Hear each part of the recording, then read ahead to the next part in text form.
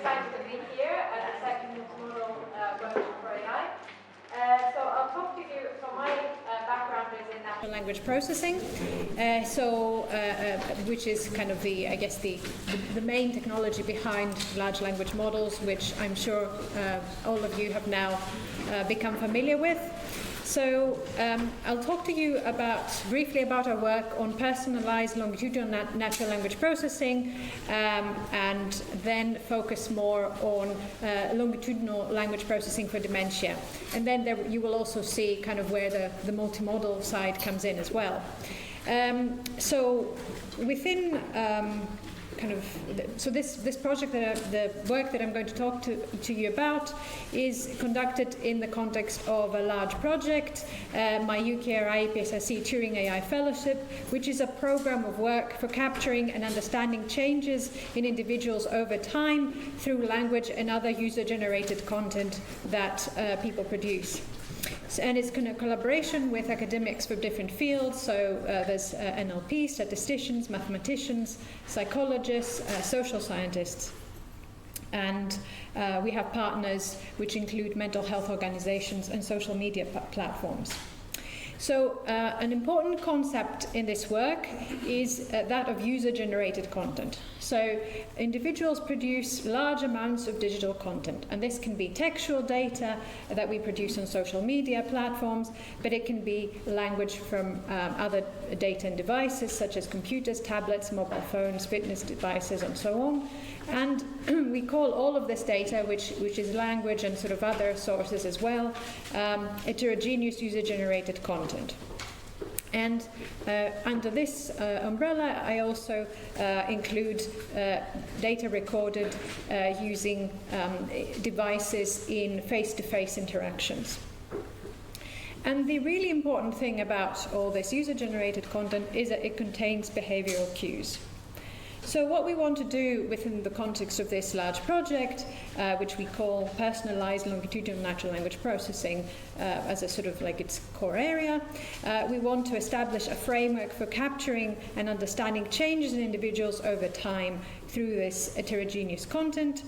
And we want to develop methods for capturing changes in language, and using this technology to create sensors and digital markers from language and other content to understand the evolution of an individual over time. And all this is very important to making a significant contribution to mental health, where a lot of language and this kind of latent sort of behavior found through this heterogeneous content can be used, giving useful cues and augmenting clinician capacity. So the kind of tasks that have within AI for healthcare that have been sort of been quite popular include things like classification for diagnosis and risk, and some of this work has been multimodal. There's been work on dialogue systems and chatbots, summarization, longitudinal monitoring, and interventions, but less so on interventions. So the work that we're doing within my group has focused so far mainly on longitudinal prediction, some classification of and diagnosis that's also multimodal, and summarization. And what I will be mainly focusing in today's talk will be longitudinal monitoring for dementia. So, I wanted to give you sort of an overview of sort of papers in this area from my group, in case you want to sort of come and talk to me later.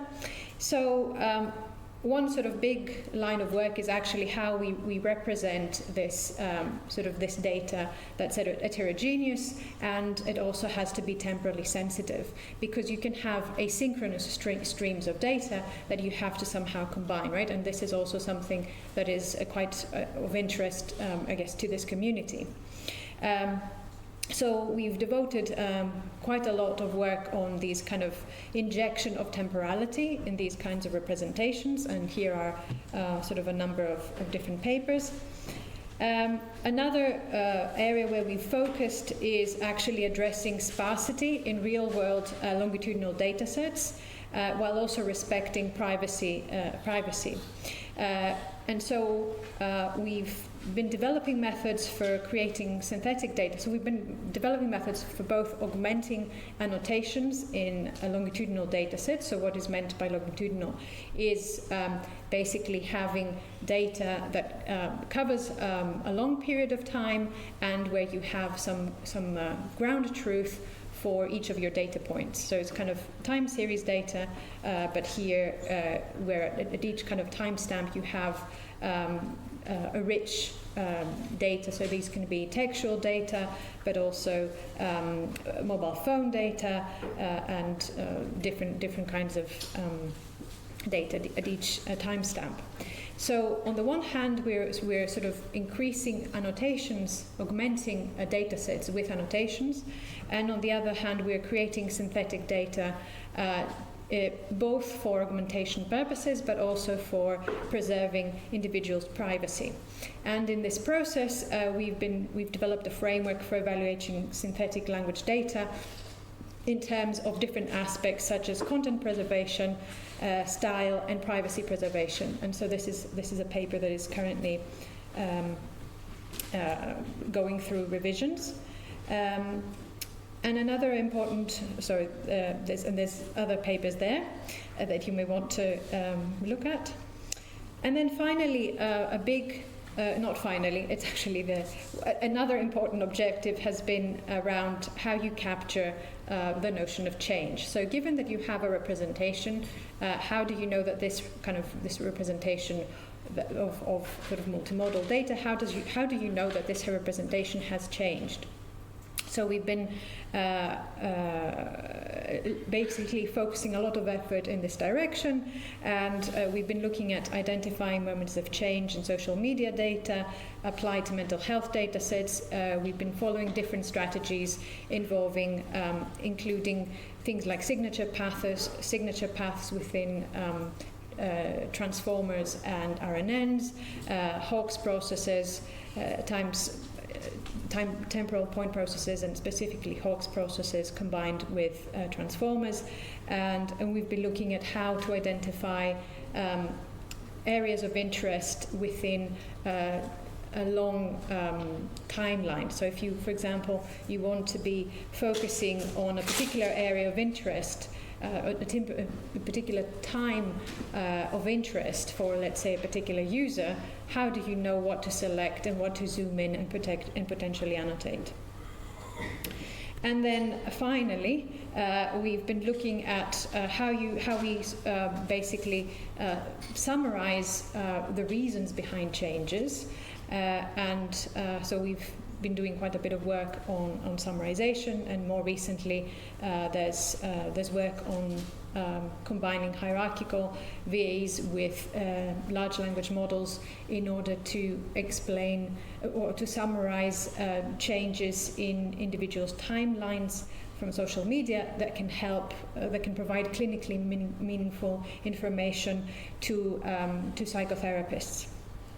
So now I will tell you, go in and zoom in on the work that we've been doing for dementia in particular. So there's kind of 3 papers that I will present to you. One is on identifying patterns of change over time in the language. They're all basically on identifying patterns of change in the language of people with dementia, but they have sort of different prisms. So one of them is looking at logical thematic coherence. The other one is looking at patterns of language disorders that are characteristic of dementia and cognitive decline, and then we're looking at changes in multimodal representations. So the first paper is around creating a digital marker for capturing logical thematic coherence, and then how we use this digital marker to capture changes and also validate it against clinical markers. This was presented at the MNLP in December. So I guess the background of this is that people with dementia exhibit thought disorders, and this is basically disruption in the structure of thoughts, and they can affect both language content and the thinking process. And it's associated with various conditions, including dementia, and it's in particular disorganized speech is a symptom of dementia, and is thought to be caused by damage to the brain. Existing work on sort of modeling coherence has been based on either linguistic features or semantic similarity.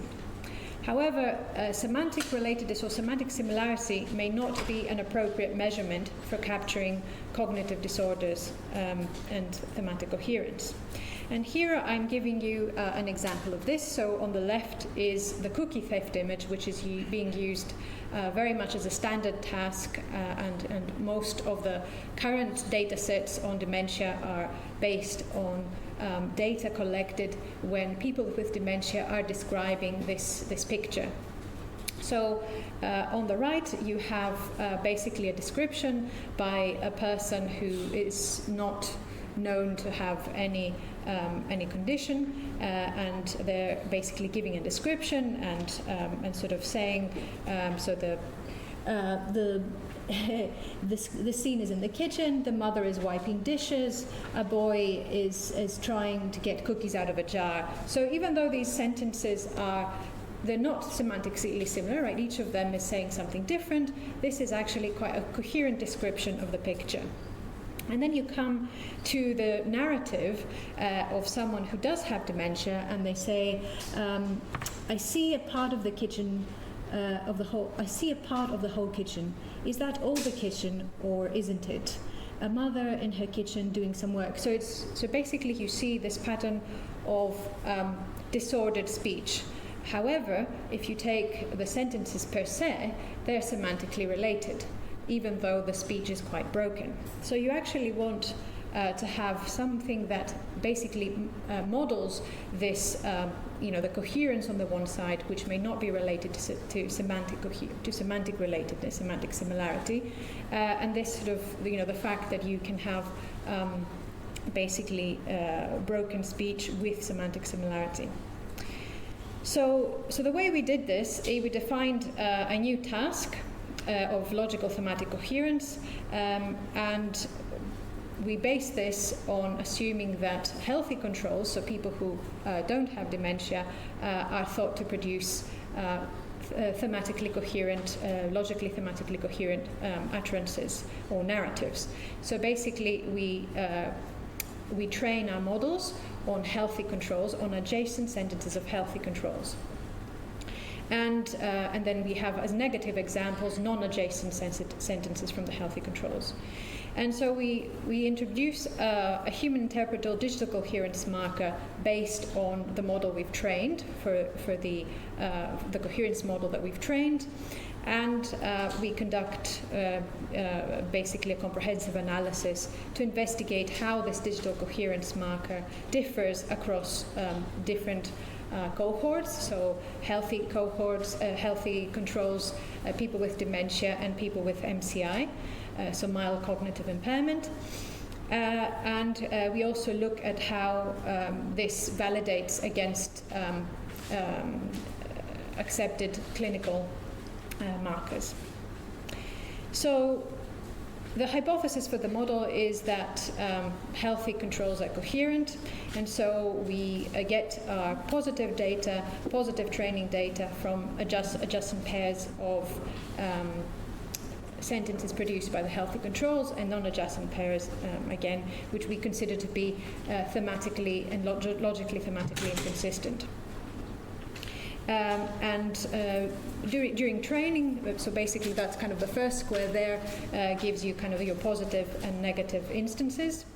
And during training, we force the model to score adjacent pairs higher than their corresponding non-adjacent ones. And then we aggregate probability estimates of adjacent pairs within sessions to obtain the coherence of a session, so for a whole narrative. And then we use the digital markers to monitor changes over time. So we sort of the architectures that we looked at for this were sort of some standard fine-tuning with transformers. So this was kind of a standard Roberta model, I believe, with basically a feed-forward network on the top and a sigmoid to convert the probability to the coherence score. And then we have a discriminative model which had been shown to be working well with coherence in speech. So basically this is taking a pair of sentences and encoding them and then taking different operations of the encoded vectors and then having a multi-layer perceptron on top. And then the third version was a zero-shot generative transformer where we're taking basically we take a pair of utterances and compute the perplexity in the sequence of words of each pair. And so to get to the coherence score, in this case, we take 1 minus the perplexity. So we also tried a version where we tried to pre-train the generative transformer, but that didn't work very well because of the size of the data. So what was, I guess, the interesting thing here is that so what this table shows is basically the coherence scores for the adjacent pairs, which is F+, and the coherence scores for the non-adjacent pairs, the F-, and then you have this delta, which is the difference between the coherence scores of the adjacent and the coherence scores of the non-adjacent. So this evaluation was still on the healthy controls, and was the idea of doing this was to get the model that would then produce the digital marker to be tested on the people with dementia. So here you want a model that is both discriminative, so you could see basically so that the difference in the coherence between the adjacent pairs and the non-adjacent pairs is large, and indeed that's what kind of this delta shows you, this percentage delta. However, you also want one that captures all adjacent pairs correctly as being coherent. And this is what these other scores, the average ACC temp and the average accuracy temporal and the average accuracy entire tell you. So in the end, we chose a model that had the highest basically the highest accuracy in capturing the adjacent pairs, so basically marking high coherence for adjacent pairs, and also had high discrimination. So we went with basically the kind of the Roberta-based model to proceed with the digital coherence marker. So basically then we defined the sort of the coherence marker based on the probabilities of that model, and we look at its discrimination ability between the cohorts, but also how it compares with a baseline digital marker which is based on semantic similarity, right? Because our hypothesis was that semantic similarity is not necessarily very good at capturing a thematic coherence.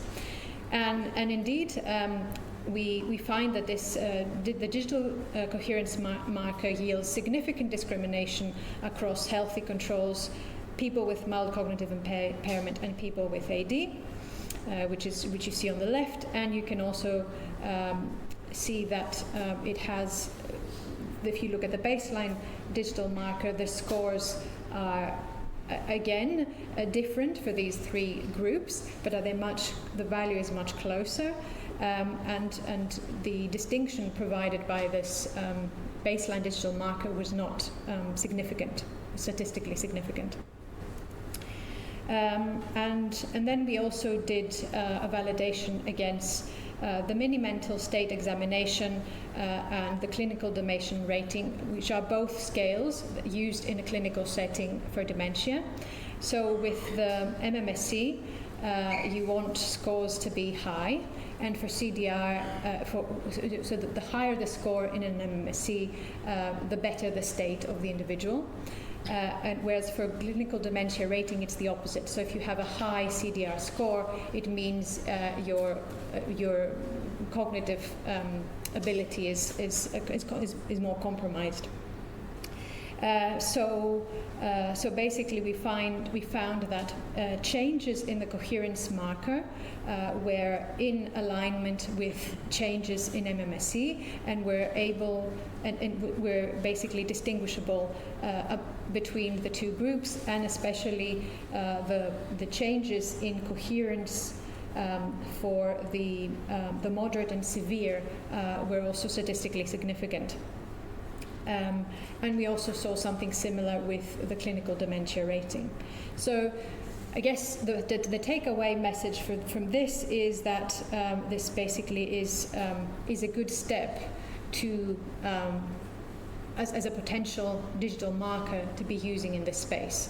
But I think to bring this forward, we'd need to have some kind of larger scale trial now, and so this is something to be further investigated. So the next paper looks at exploiting natural language processing tasks to better capture patterns of linguistic disorders. So before we were focusing on coherence, here we're looking at different kinds of linguistic disorders associated with dementia. And this was also presented at the MNLP in December. So dementia is associated with various kinds of language disorders which impede communication. So different kind of things, of phenomena such as word finding problems, and these can be distinguished into anomia, where you're struggling to find the right word, or there's kind of trailing off speech. Disfluencies, where there's a lot of kind of repetition and self-correction, and things like agrammatism, where you're just using things in an ungrammatical way. So obviously with advances in speech and language processing, we are very much interested in how we can identify these kinds of patterns better. And a big, a big limitation of previous work is that it has been looking at basically training its models based on distinguishing between cohorts. So distinguishing between healthy people and people with dementia. However, this actually ignores basically explicit information entailed in the linguistic pattern. So the things, the features that characterize agrammatism or anomia or disfluency. And so sort of the way that we've decided to mitigate this is to learn is to move away from learning a unified cohort-based space for the cohorts, and instead learn to distinguish sort of in a semantic space for the different disorders. So this can be that's kind of just the diagram of what I've just said. So basically, rather than your learning objective being to discriminate the users, it's around sort of finding a way to discriminate the patterns. And the way we can do this is by leveraging existing paralinguistic information available in scripts that have been provided in data sets such as Dementia Bank with the chat protocol. So basically there is some annotation that basically determines some of these phenomena. And we conduct experiments on transcribed speech from Dementia Bank, and also we use address, which are two data sets widely used. So so to learn the patterns characteristic of the language disorders, we force the pre-trained language model to focus on reformulated NLP tasks. And I'll explain what this means in the next slide. We then use the probabilities of the models to learn human to learn digital markers, like we did before with the coherence marker, and then we validate against the clinical markers. So the last two steps are quite similar to the previous work. So yes, in the first step, we learn the linguistic disorder patterns. So that's kind of the core thing. We using the kind of the reformulated tasks. We then use the probability estimates, and then we use the markers to get sort of the longitudinal information. So here are the kind of the types of reformulated tasks. So we have, I guess, I don't know if you can see, the color is a bit dark. So you have, I guess, regular fine-tuning. You have multitask fine-tuning with masked language modeling.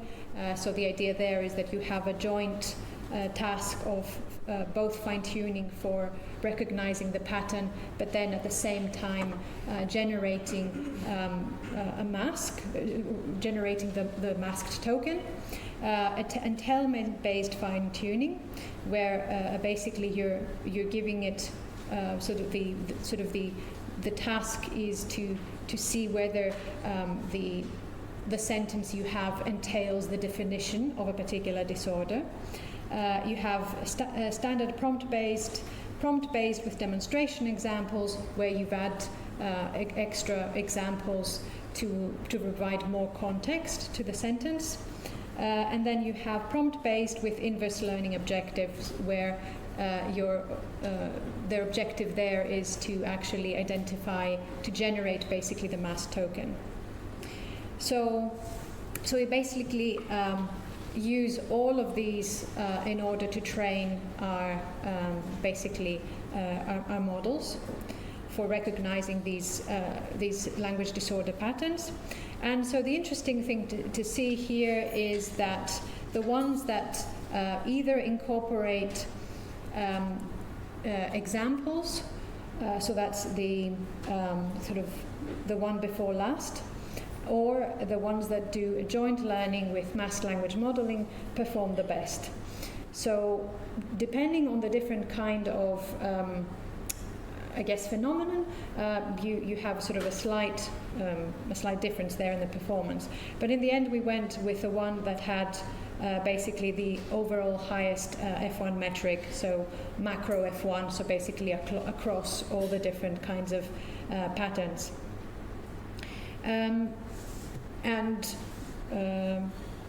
How much time do I have? 10 minutes? 10 more minutes, yeah, including QA. Including QA, okay, yes. So using the probability estimates of Roberta, we then did this kind of created different kind of markers. So there's one which is a communication marker, so which is around seeing the probability of. Is looking at the probability of fluency rather than basically having one of the other disorders. And then there's a marker for each of the disorders.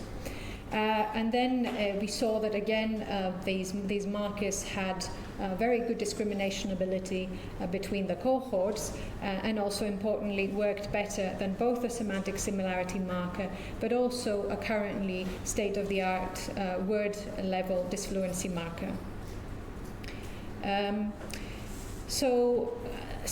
We also looked at sort of insights into sort of what happens over time, and we note that people across all cohorts exhibit disfluency. So you can see there in the middle, disfluency is present in all three cohorts, but it was significantly higher for the people who had Alzheimer's disease.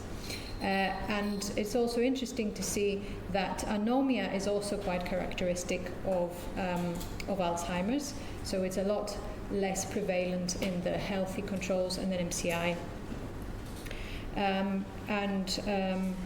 Yes, and agrammatism, I guess, is something that happens pretty much in all cohorts, although there's a much larger increase in agrammatism over time. And I guess the other thing was, in the interest of time, we also found that these digital markers also had a very good correlation with the clinical markers. So the final thing I wanted to talk to you about is our longitudinal multimodal data set for dementia monitoring and diagnosis, which was published in January this year. This has been based on work that we've been doing over a number of years in collecting this data. It's actually very challenging working with people who have dementia. You need all kinds of ethics. We give them basically tablets that they take at home. I'll sort of describe the process in the next few minutes. But an important motivation for why we created this data set was that one, the longitudinal aspect is currently missing in a lot of the existing data sets. So if you see the column on basically longitudinal in this slide, you'll see that most of them they have at most 1 to 4 sessions, which means of a particular patient, which means it's not very easy to say anything about the development of this person over time. And the other thing is that they basically very much focus on the cookie theft image task. So if you see, this CTP, which appears in elicitation, so how basically language or speech is elicited, is pretty much based a lot of the time on the CTP image. So we wanted to have this kind of data set that is longitudinal, is sort of more around free speech and rather than constrained CTP image task based, and also combines different modalities. So we have this data set now, which is still being extended. Currently consists of people who have participated in 2 phases with 28 sessions each. So already the data set has 56 sessions, and it includes spoken language, transcribed speech, written language, and then there's also pen strokes and key strokes around both the kind of the handwritten and typed modalities. And in this work, we've also looked at longitudinal tasks and baselines across the different modalities, which is something that was, I guess, constrained in how we were doing longitudinal studies before with data sets such as Address and Dementia Bank.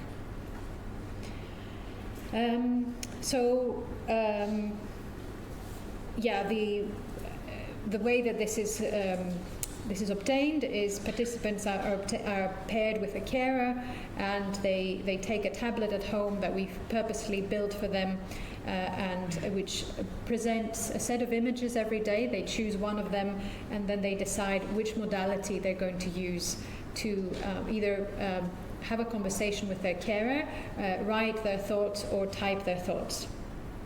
And basically at the beginning and end of each phase, so basically the time that they take the tablet at home, they get an MMSE test at the beginning. So this is kind of the test, one of the tests that I described, that I mentioned in the previous papers, that is used as a kind of cognitive benchmark. And also there's the NACE3 at the end of each phase, which is another sort of battery test. I guess this is an overview of the data set. We asked people to equally produce data in the speech modality and the written modality, but there's an overall preference for the speech modality. So you see these kind of 490 sessions that are speech sessions. And generally, we find that the people who have dementia tend to write less. I guess that's not very surprising. And for the topics covered, the people who have dementia tend to cover fewer topics than the people who don't have dementia. So that's kind of a very quick overview of the data set. I guess in terms of the some characteristics of the number of strokes and sort of duration for producing typed text, written or typed text, we found that that people with dementia took a longer time to actually produce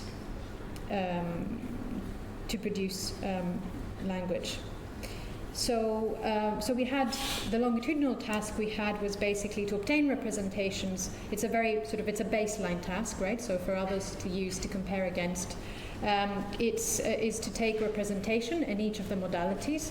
So the written, the spoken, and the transcribed speech, and basically sort of look at changes over time in these representations. And I guess the interesting thing is that you can see a definite change in all of the modalities for the cohorts, but this is particularly the transcribed speech and the speech modality are particularly informative. So yeah, I guess I just also wanted to add that we have a new project which is on addressing socio-technical limitations of large language models. There is a big focus on healthcare in this, so dementia and mental health is one of the use cases within this, and we are hiring on this project. Sheffield is also a partner. So there'll be calls for PhDs and postdocs. And yeah, the focus in here is also on multimodal monitoring and diagnosis, as well as looking at evaluating generative methods and mitigating some of the issues around temporality and situational awareness. Anyway, so I think I took a really long time, so hopefully there will be a couple of questions. Thank you, Maria.